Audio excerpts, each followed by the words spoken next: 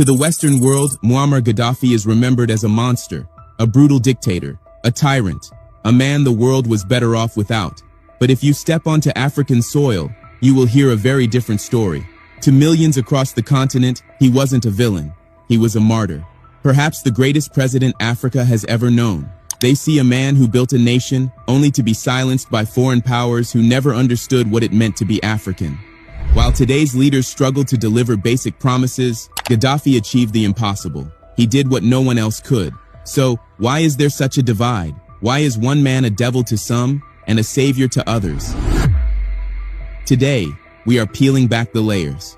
We are going deep into the life of Muammar Gaddafi to show you exactly why, despite the controversy, he remains the king of kings in the eyes of his people. Muammar Gaddafi didn't rise from a palace. He rose from the dust. The year was 1942. He was born in a simple tent in Sirte, surrounded by nothing but the endless Libyan desert. His parents were Bedouin nomads, herders, people who knew how to survive in the harshest conditions on earth with absolutely nothing. This upbringing burned itself into his DNA. It explains why, even at the height of his power, he hated the city. He would often vanish, retreating back to the silence of the dunes to meditate.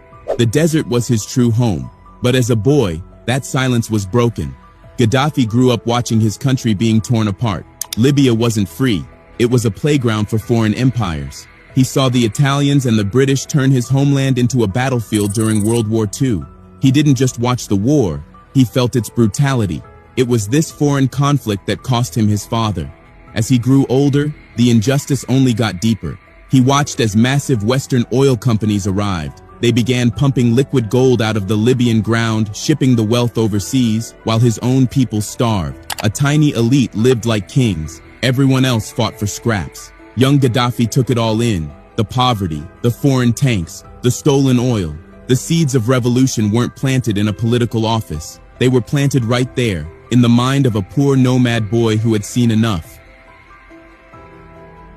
As a teenager, Gaddafi wasn't listening to music. He was listening to the sound of revolution. He glued himself to the radio, absorbing the words of Africa's new giants. Patrice Lumumba in the Congo, Kwame Nkrumah in Ghana. But one voice captivated him more than any other: Gamal Abdel Nasser of Egypt.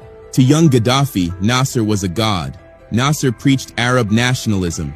He rejected the West. He hated the idea that foreign powers should own African resources. But Gaddafi didn't just listen to the